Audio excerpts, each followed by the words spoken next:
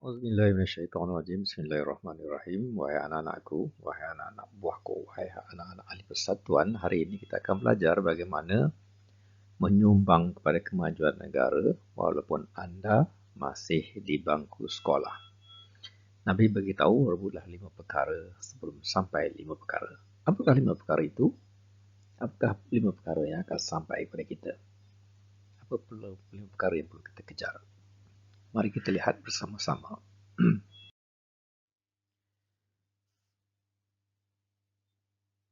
Wahai anak-anak muda, wahai anak-anakku, wahai anak-anak ahli karya, jadilah penyumbang pemain yang hebat dalam bidang kepakaran dan minat anda. Jadi penyumbang. Jangan jadi penonton saja. Banyak komen, banyak kritik, membuang masa, tenaga dan wang. Orang main bola, yang menonton tu yang seronok, yang bersorak, yang sampai terlanjang bersorak. Dia tidak menyumbang apa-apa. Dia cuma berhibur saja, buang masa, buang tenaga, buang waktu, buang duit, bayar tiket. Tetapi dapat hadiah tak? Tak dapat hadiah. Dapat nama tak? Tak dapat nama. Tak boleh jadi kaya. Pemain bola itu dia boleh jadi kaya. Ya, tim dalam mengatur klub bola itu jadi kaya. Ada pemain dia, pengadil dia, dia punya manager dia, semua jadi kaya raya. Anda cuma menang sorak, kampung tergadai. Anda hanya sebersonok, bermain game di rumah saja, tidak menyumbang, tiada impact, tidak mendatangkan faedah apa-apa. Wahai anak-anak muda, takkan anda akan biarkan ayah anda yang sudah tua bekerja lagi. Mereka bersihkan bilik kamu, bersihkan rumah kamu, bersihkan taman kamu. Kamu tengok saja. Kamu nak cantik itu. Kamu nak bangga duduk di taman kamu. Ya? Kamu rasa terhina duduk di rumah, di taman yang low quality atau rendah, taman kelas 3. Tapi kamu tak usahakan agar dia cantik supaya ia nampak seperti duduk di taman kayangan. Walaupun bayar murah tetapi duduk di tempat seperti kayangan. Takkan anda biarkan tok anda yang dah tak larat menyumbang, anda masih bergantung pada mereka. Tak malu kata? Masih pinjam pada mak, pada ayah, pada datuk. Pinjam duit. Anda pada kudrat tenaga boleh bekerja. Tapi masih bergantung meminjam. Minjam pula tak bayar. Emak anda yang telah banyak berkorban hingga kedut tangannya. Ya, masihkah anda menyuruh dia masak untuk anda? Bangun dan berilah jasa. Sekarang giliran anda pula. Wahai pemuda-pemuda, wahai anak-anak buahku, wahai anak-anakku yang ku kasih sekalian, marilah kita berdoa agar kita diberikan kekuatan, dijauhkan daripada segala bala, dilancarkan lidah kita untuk berbicara. Kita bersilat dengan silat lidah dan silat fizikal. Rabbi shrah li sadri wa yassir amri wahlul 'uqdatam min lisani yafqahu qawli. Mulakan dengan doa. Bismillahirrahmanirrahim. Wahai anak muda, anda mempunyai semangat selepas mendengar penerangan ini, kesedaran timbul. Ya, semangat yang baik untuk menyumbang kepada kemajuan negara. Walaupun anda berusia 18 tahun, 20 tahun, 25 tahun atau yang lebih rendah daripada itu, anda masih lagi belajar. Terdapat banyak cara yang boleh memberi sumbangan yang bermakna kepada masyarakat dan negara, walaupun dalam kapasiti yang kecil. Anda tahu, hadis Nabi berkaitan dengan 5 perkara, 5 perkara sebelum sampai 5 perkara. Iaitu waktu muda sebelum sampai waktu tua. Waktu sihat anda sebelum sampai anda sakit. Waktu lapang anda sebelum anda sibuk. Waktu sekarang ni anda kaya sebelum anda jatuh miskin. Sekarang ni waktu anda hidup sebelum anda mati. Dan mati tak boleh apa-apa. Mari kita lihat beberapa panduan bagaimana walaupun anda masih belajar dan masih berumur muda, ya, masa inilah anda untuk menyumbang. Cara dia bagaimana? Ikuti kuliah seterusnya, itu kuliah penerangan seterusnya. Jangan pergi mana-mana, tunggu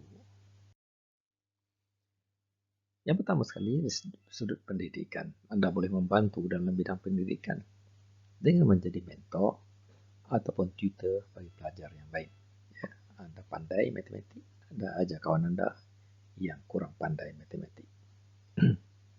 Anda pandai ilmu sains, ilmu bela binatang. Sebab bapa Anda membela lembu, Anda ajar dia. Ya. Pelajar yang memerlukan bantuan tambahan dalam pelajaran mereka. Jangan kedekut ilmu. Lagi banyak ilmu yang Anda bagi, lagi banyak Anda akan dapat ilmu itu. Ilmu Allah seluas lautan. Ya, lagi banyak Anda bagi, lagi banyak Anda akan dapat. So, share ilmu, share sistem, share jadual belajar. Anda juga boleh menyertai program sukarelawan yang berkaitan dengan pendidikan, seperti mengajar dalam program bimbingan belajar. Ya, belajar. Kalau Anda SPM, Anda ajar budak tingkatan 4 dan tingkatan 3. Ya. Kemudian Anda juga boleh menyertai program dalam membaik pulih sekolah, cat ke sekolah ataupun repair bangunan-bangunan yang rosak. Dalam construction, yang paling mudah sekali adalah mengecat daripada benda yang tak lawak menjadi jawab cantik, hias. Okay. Sumbang walaupun kecil, perlu sumbang, jangan duduk diam saja. Jangan tengok, jangan jadi penonton dan jangan main saja. Yang kedua, Anda boleh menawarkan diri sebagai sukarelawan. Berkhidmat sebagai sukarelawan dalam organisasi yang bukan berkaitan dengan kerajaan. Organisasi kerajaan seperti tentera, polis, askar, pendidikan, kementerian pendidikan. Sukarelawan adalah NGO, non-government organisation, yang Anda bersatu dalam persatuan sekolah, persatuan koperasi, persatuan sukan, atau program sukarelawan tempatan di masjid, surau. Okay, gotong royong masjid, gotong royong taman. Okay, cantikkan taman. Anda boleh terlibat dalam itu. Anda boleh membantu dalam projek-projek yang melibatkan pelestarian alam. Ya. Buat pintu gerbang, tanam pokok bunga, pembangunan komuniti, ya, bantu orang miskin, ajar di sekolah, buat khusus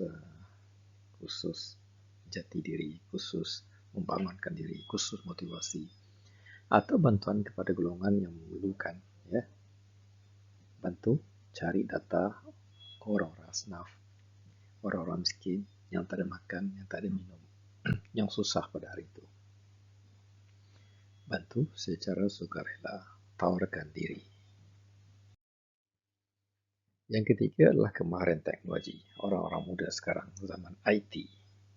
Jika Anda mahir dalam teknologi banyak teknologi komputer, teknologi digital, teknologi wabus, F-boom, teknologi marketing, teknologi drone, Anda boleh berkongsi kemahiran Anda dengan mengajar orang lain dalam bidang seperti programming dalam komputer, reka bentuk grafik, menggunakan Canva, buat iklan secara percuma, dan pembangunan laman web. Okay. Ini semua Anda boleh buat.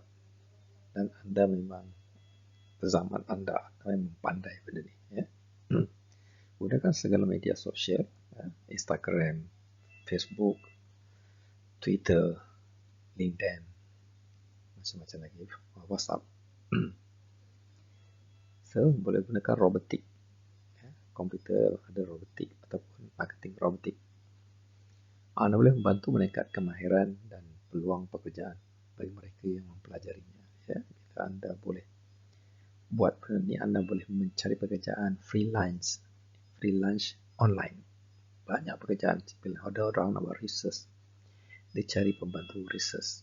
Dia tak boleh buat sendiri. So, dia cari freelance ni, orang yang bekerja secara bebas, secara bersendirian. Dia kerja di rumah saja. Cari data, buat kertas kerja, translate buku bahasa Inggeris kepada buku bahasa Melayu, bantu analisa research, buat kertas kerja untuk syarikat-syarikat company-company. Itu semua kemahiran teknologi dalam menggunakan komputer saja di rumah. Yang Anda, anak-anak muda, boleh mendapat side income, pendapatan daripada rumah sahaja. Okay. Jadi freelancer dipanggil ya. Menggunakan kemahiran teknologi. Anda boleh gunakan program Canva untuk buat iklan. Anda sekarang boleh gunakan TikTok untuk influence orang lain untuk membeli barang. Bantu syarikat-syarikat bantu marketing, memperkenalkan barang-barang yang bagus, berkualiti. Okay.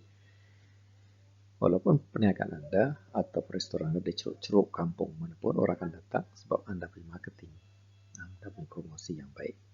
Menggunakan digital marketing. Anda bantu mereka. Ya. Orang kampung yang jual nasi lemak ada berjalan. Anda bantu marketkan dia punya produk dan dia menjadi viral. Cara yang keempat adalah Anda memberi sumbangan kewangan. Tak perlu banyak, RM1 satu hari, Anda ada 1,000 hari, Anda menyumbang RM1,000. Walaupun orang tak tulis Anda punya sumbangan RM1,000, tetapi nilai Anda yang bagi itu RM1,000 juga. Orang yang bagi sekali derma RM1,000 tulis nama dia besar-besar, dia cuma RM1,000 juga. Nilai yang sama. Jadi sumbanglah sikit-sikit yang tak nampak, yang Anda sendiri tak rasa, hati Anda tak rasa riak, tapi Anda menyumbang dan akhirnya nilainya sama. Buat sikit-sikit, sumbang tenaga sikit-sikit, sumbang kewangan sikit-sikit. Walaupun Anda mungkin masih muda, Anda boleh memberi sumbangan kewangan kepada NGO atau program amal yang Anda sokong. Kalau sokong apa? Persatuan silat, bagi sumbangan ke persatuan silat. Silat membentuk disiplin. Anda sokong koperasi, bagi sumbangan walaupun sedikit kepada koperasi supaya koperasi itu boleh berniaga. Berniaga manfaat kepada ahli, manfaat kepada Anda juga. Sokong mereka ya. Sumbangan kecil Anda boleh membantu mereka yang memerlukan dan membantu membiayai projek-projek mereka, projek buat taman, projek buat pintu gerbang untuk kecantikan bersama. Jadi bila Anda kahwin, bila Anda besar, nanti Anda kahwin, Anda boleh tanggal gambar kat situ. Ada pokok bunga, pokok kertas yang berwarna-warni, ada pintu gerbang.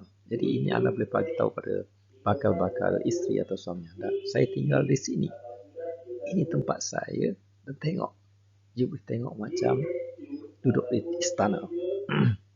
Walaupun dia duduk di rumah yang kos rendah, harga belian RM88,000, RM90,000 saja dulunya.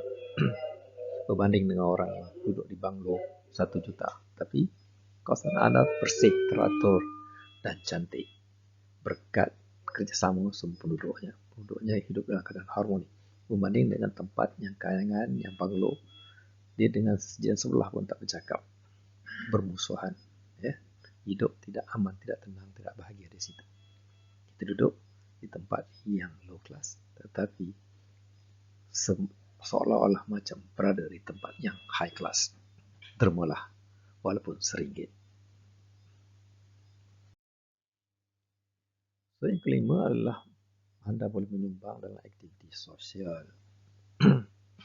Sekiranya Anda mempunyai minat dalam isu-isu sosial ataupun politik, isu hangat negara ni sekarang ni isu hangat politik adalah isu di Bantam, isu di Indonesia tu, isu tanah yang diambil. Anda boleh diambil oleh kerajaan negara ya, untuk diberikan kepada investor daripada China ya. So itu menzalimi rakyat. Anda boleh bantu dalam menyebarkan perkara-perkara yang benar. Anda boleh menyertai kumpulan-kumpulan aktiviti sosial atau menggalakkan kesedaran masyarakat tentang isu-isu yang penting melalui media sosial atau menyampaikan ceramah. Anda bagi fakta yang benar, kaji, selidik dan dapatkan fakta yang benar dan sebarkan fakta itu. Ya. Kamu adalah umat yang terbaik.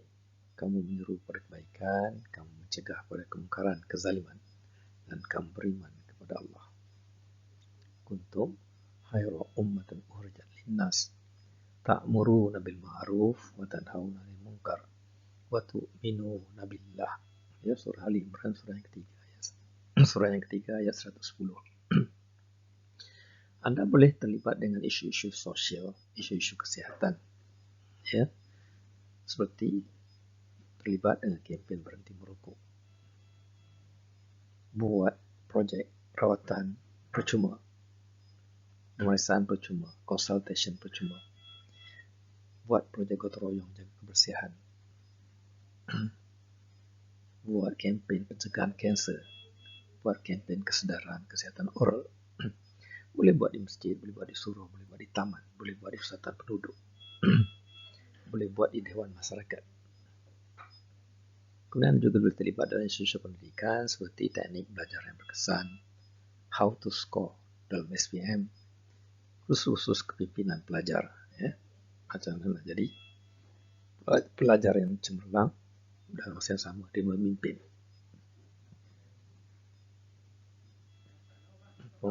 pelajar. Walaupun Anda masih belajar, Anda masih memimpin, Anda kena try dulu bakat Anda, ya. Jadi diuji di peringkat yang rendah, baru Anda boleh naik rank. Belajar sebagai doktor, lulus doktor, kemudian naik pangkat menjadi HO Houseman 2 tahun, lulus, maknanya Anda bakat dalam itu. Kemudian Anda akan jadi MO, diberi tanggung jawab sebagai MO Medical Officer, lulus Medical Officer, Anda pergi kursus kepakaran dan Anda lulus pakar, Anda dia banyak sebagai pakar pembedahan, lulus masa Anda belajar, kemudian Anda jadi pakar bedah. Anda jadi pakar bedah, Anda ada bakat dalam itu, Anda belah orang, selamatkan orang, Anda dah berjaya dalam bidang itu, ya. Barang siapa yang menyelamatkan satu nyawa, seolah-olah dia menyelamatkan seluruh nyawa manusia keseluruhannya. Wa man ahyana, ya, surah Al-Maidah, surah yang kelima, ayat yang ke-32. Barang siapa yang menyelamatkan satu nyawa, seolah-olah dia menyelamatkan nyawa manusia keseluruhannya. Wa man ahyana. Cuba tengok surah tu, ayat 32 tu, surah Al-Maidah, surah yang kelima. Okay.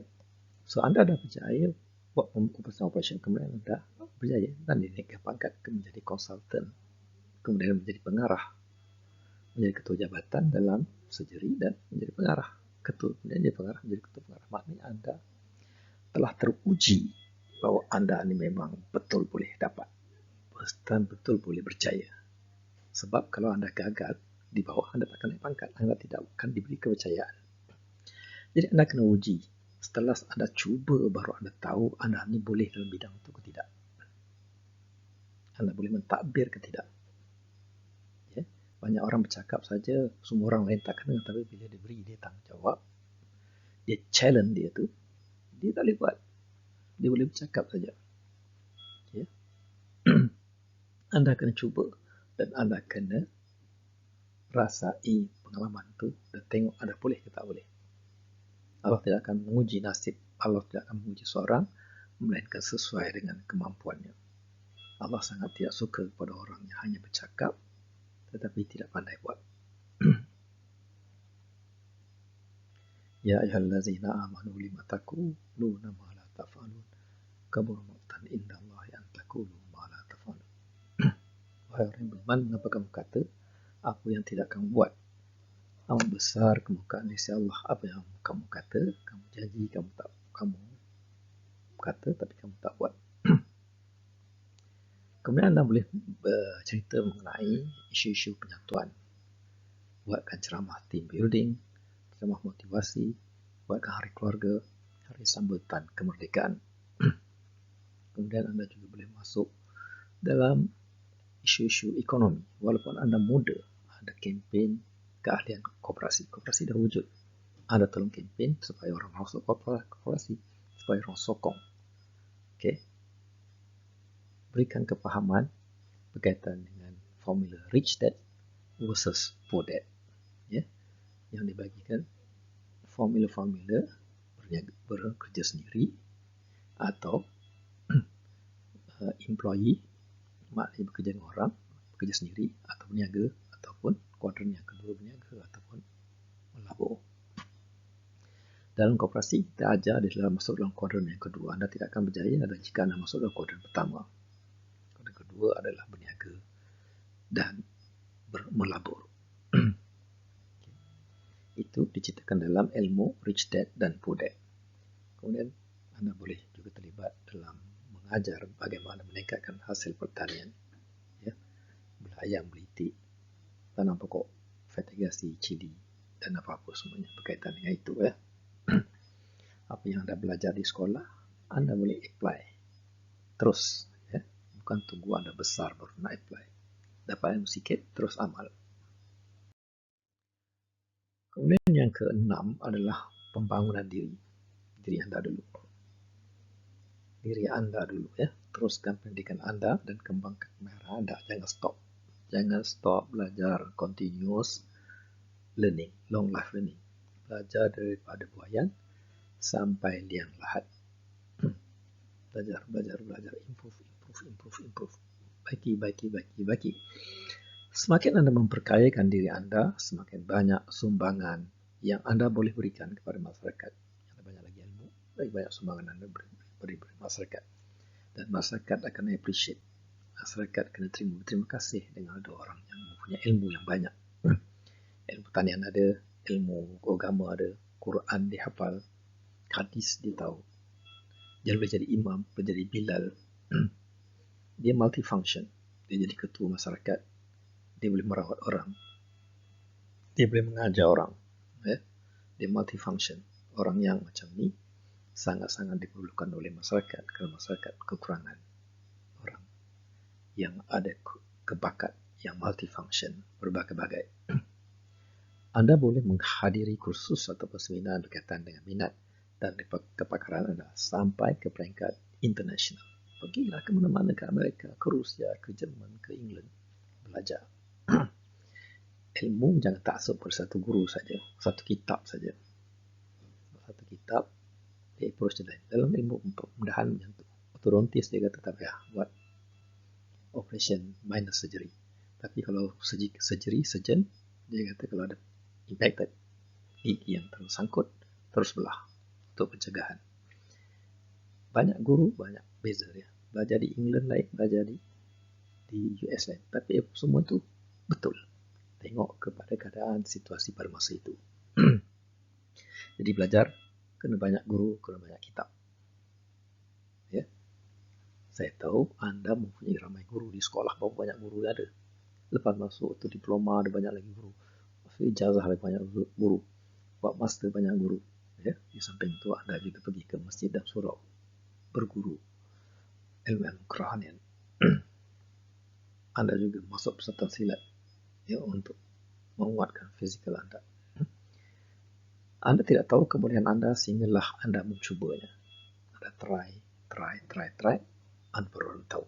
Ini saya punya bakat. Ini saya punya kelebihan. Ini saya boleh tahan. Ini saya boleh sabar. Kalau buat ini saya tak boleh sabar. Buat ini saya boleh persisten. Macam mana dugaan pun saya boleh hadapi dia. Waktu muda, cuba semua dan lakukan kesalahan. Jangan takut lakukan kesalahan. Baru anda tahu bakat anda di mana. Wahai anak-anakku, kita sambung semula. Anak-anak buah, anak-anak siapa saja yang mendengar lecture ini.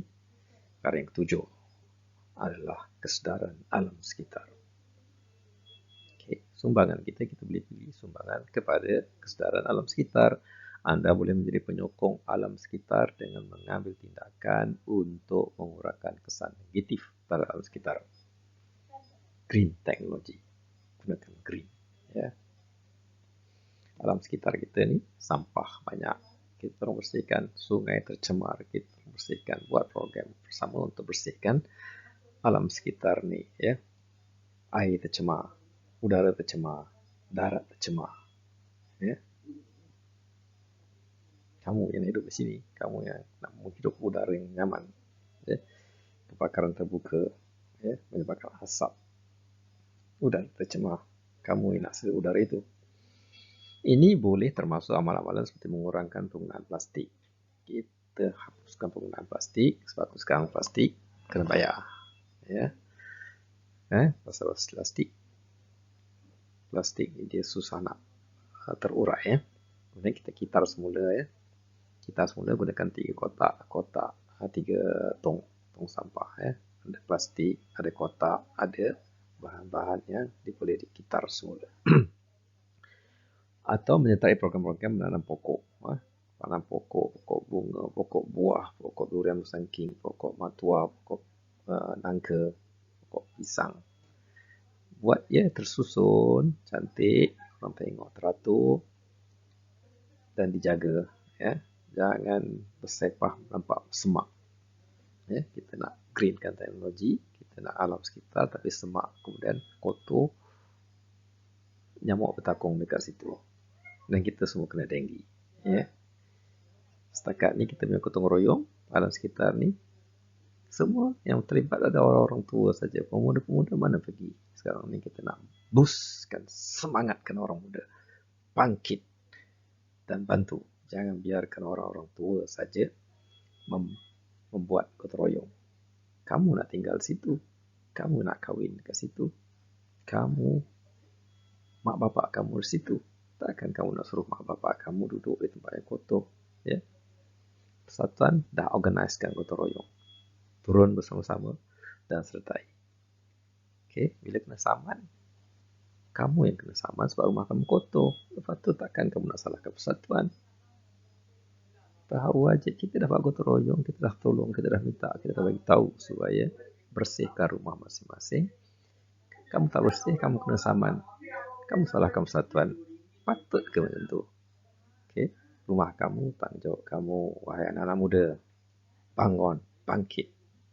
Bagikan kesedaran kepada rakan-rakan kamu. Okey, perkara yang ke-8.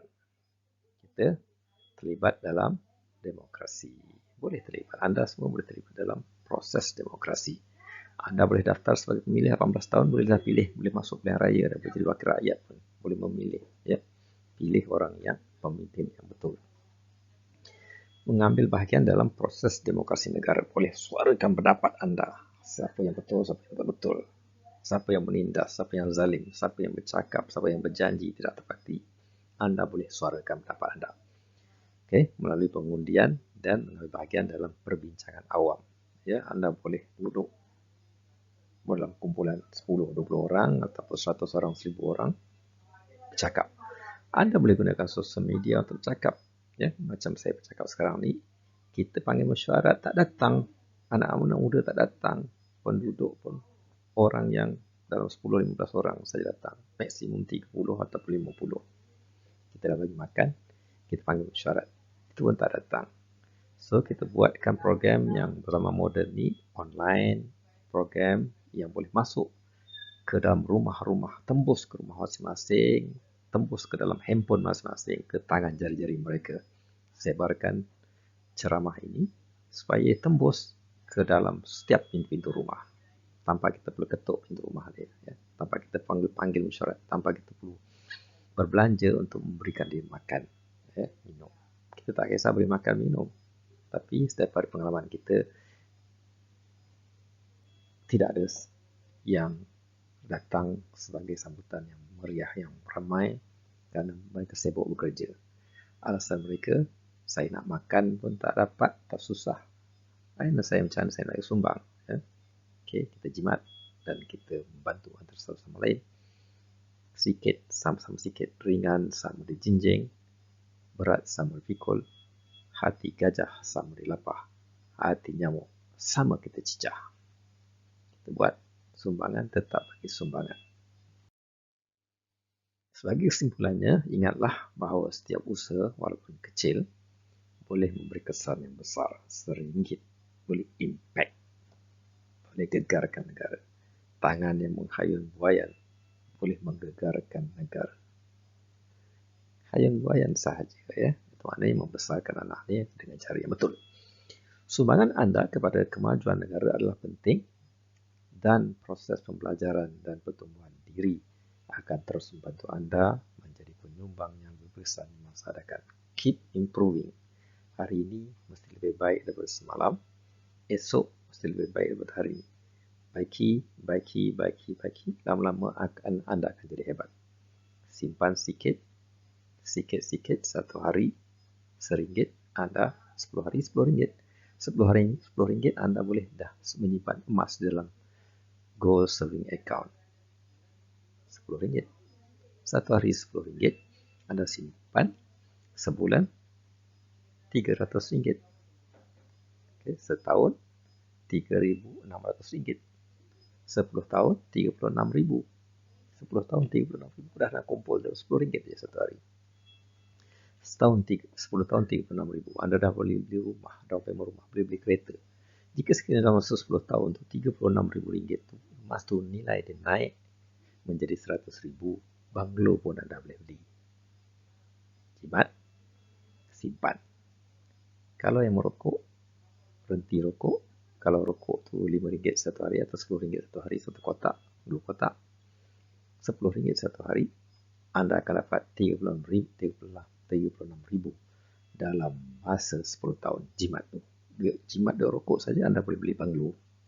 Kalau duit rokok tu anda simpan dalam emas, dia akan mengganda dalam 10 tahun menjadi RM100,000. Anda boleh beli banglo dengan penjimatan duit rokok saja. Jaga kesihatan, dapat. Penjimatan rumah pun dapat. Sekian, wabillahi taufik. Wassalamualaikum warahmatullahi wabarakatuh. Semoga anak-anak muda bangkit dan menyertai program-program kebersihan, kesihatan, kecantikan taman di taman kita. Program pintu gerbang kita ni, jika kita panggil, anak-anak muda selepas ini akan datang dengan ramainya. Jangan biarkan jadi penonton. Jangan biarkan orang tua, ayah-ayah kamu atau atuk kamu yang turun membuat kerja itu. Sambut cabaran ini. Sambut dan jadikan ia kesedaran dan sebarkan kepada anak muda yang lain. Sekian. Semoga mendapat manfaat. Terima kasih. Okey, ada berbagai persoalan daripada anak muda yang berkaitan dengan sumbangan ini. Saya nak bagi sumbangan. Tetapi ibu bapa saya manjakan saya. Dia tak benarkan saya pergi. Tak benarkan saya terlibat. Macam mana saya nak buat? Okey, kalau benda itu berlaku, kamu boleh pujuk dan beri penjelasan bahawa kawan-kawan ataupun cikgu ataupun orang-orang yang dipercayai oleh ibu bapa kamu, okay, untuk menyokong hasrat murni anda. Anda nak kutip pahala, anda nak sihat, nak berpeluh, terlibat dengan gotong royong. Mencantikkan taman, mengelakkan denggi. Explain supaya dia faham. Ada persoalan seterusnya adalah bagaimana jika saya cedera dan dihina, buat kerja-kerja kotor, cuci longkang. Apa standard kamu ni? Kamu anak orang kaya, cuci longkang. Kamu cedera. Itu adalah cabaran. Orang hina, orang kutuk, orang maki itu adalah cabaran dalam kerja, dalam proses. Itu adalah proses pembelajaran. Hadapi cabaran itu. Luka sikit-sikit, orang pergi berperang, patah tangan, patah kaki, itu okey je. Kamu cedera sikit, dah tak boleh. Okay?